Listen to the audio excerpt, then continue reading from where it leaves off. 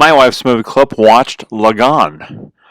The movie Lagaan is a David and Goliath story, or more appropriately, an Indian village versus the British government story, which challenges some of the preconceived ideas about others and their roles in this life. The message is that despite the conflict, oppression, or other difficulties, if we work together, live true to ourselves and our roles, our desires to live and prosper can be achieved. I think you can break down this movie into four main parts. The first part introduces the bad guy, Captain Andrew Russell, and our hero Bhavan, and it establishes a major conflict of the film.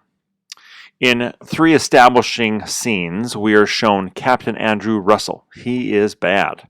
He hunts animals, he is taxing the poor villages during a drought, and he has decided to double those taxes. He disrespects other people's culture and religion. And finally, he is established as one who will make ridiculous demands with nearly impossible wagers attached. For example, imagine him saying to the leader of this people, I will forgive the tax, or I'll get rid of the tax if you would violate your religion and defy it. He comes across as a one-dimensional bad guy. He's pure evil, and it works perfectly for the film. Bhavan, the hero, on the other hand, is shown protecting animals, specifically from Captain Russell. He is suffering because of the taxes, and he respects authority. He feels like he can ask them to forgive the tax due to the drought. However, when Bhavan makes his protest or his plea regarding the double tax, he finds no audience because everyone is distracted by men playing the game of cricket. Bhavan ends up insulting the game and Captain Russell, and as the film has established, Captain Russell then, with his capricious nature, offers up a crazy wager. He says, I will forgive the debt for 3 years if you, Bhavan and his group, can beat the British in a game of cricket. But if they do not beat the British, then the taxes will be tripled for the next 3 years. Bhavan accepts the wager because to him the double or triple taxes is the same. They are a death sentence because there's a drought, and the wager is at least a chance. The village is initially angry, but eventually they see his point and they work together to compete against the British. Part 2 of Lagaan is the part where we establish and train the Indian cricket team. This part of the movie is reminiscent of Seven Samurai or the Magnificent Seven, where they find their players or warriors one by one. To me, this part of the film is the moral message of Dharma. The film shows all different types of people playing all different roles in the struggle against the British. They can play on the same team despite their different religions or classes or skills or etc. etc. They start off with close friends, then they seek out those people that they think are skilled, but the team needs more. One player is a Sikh, another is a cripple, and an untouchable. Barriers have to be broken down, assumptions about other roles are challenged as the team finally accepts every player as a part of the team.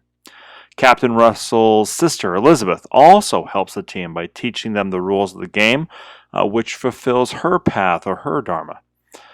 There is some betrayal and some backstabbing along the way, but all of the obstacles are overcome. The film shows that by working within their dharma or their path and their roles, they can be successful together as a team.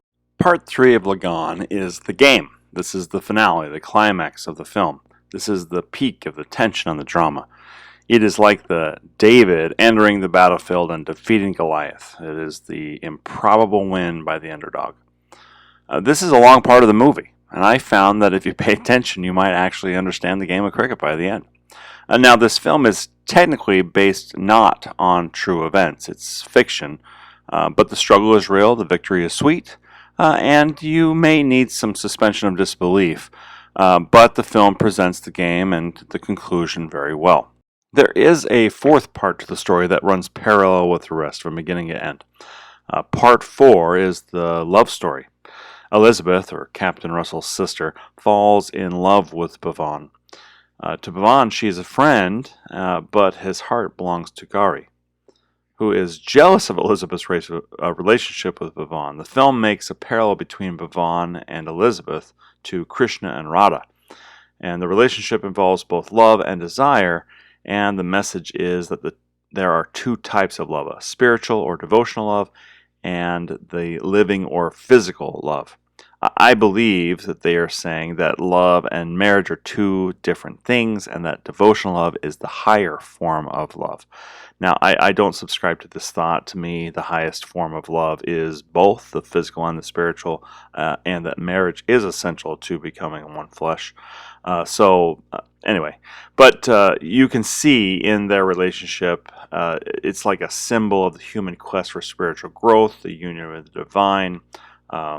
Love or devotion does not need to be corrupted by the specific physical relationship that requires marriage, something like that, or some kind of material prosperity involved. Also, I'm not sure why the movie tells us that Elizabeth did not marry at the end, that she remained Bhavan's Radha all her life, because as far as I'm concerned, the story of Radha, she does get married later, so it doesn't really make a lot of sense. Gauri spends most of the movie jealous, frustrated, and wanting as Bhavan teases her. I love the scene where she's trying to trick Bhavan into recognizing that he's the man of her dreams and the prophecy. She describes the trees in this front yard that only he has, and he kind of plays it off. He responds by saying, well, I'm going to marry the girl that my Mia likes. And it's only later in the movie that, basically when Gauri's at her wit's end, that he tells her that his Mia likes her. And of course, she's overjoyed, and it's super cute. So the movie is fun and easy to watch. So even though it's almost 4 hours, it really flies by. There are some musical scenes that are great, and you could probably cut some of them in half. As well as you could probably cut out parts of the cricket game. But even with them, as is, the movie is one that I thoroughly enjoyed, and it didn't feel that very long. I was attracted to the costuming and the music from the very beginning. I love the nose rings and the head coverings, the styles, the costumes. The musical numbers moved the story along and clarified some plot points. So I thought it was smart to incorporate some of those fun dance numbers that way. To me, the major message was that of belonging. There is a place for everyone, and everyone has a role to play.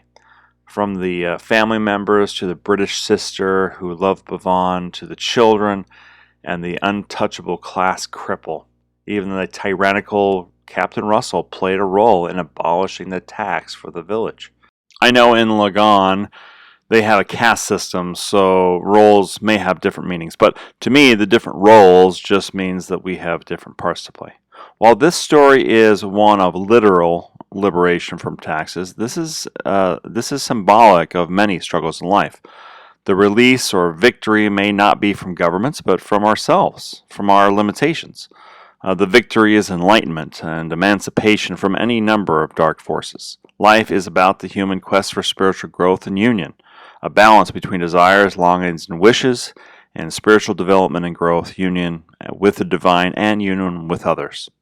Finally, I spared you my commentary on cricket, the tax system, and why I think Bhavan saw a difference in the taxes to the British and to their local leaders. I did not even take the time to repeat the age-old and beloved truth: taxes are theft. I watched this movie with my wife, and the good movie and the good company made it very fun watch. What did you think? And as always, thanks for watching. कोई problem, Your Highness?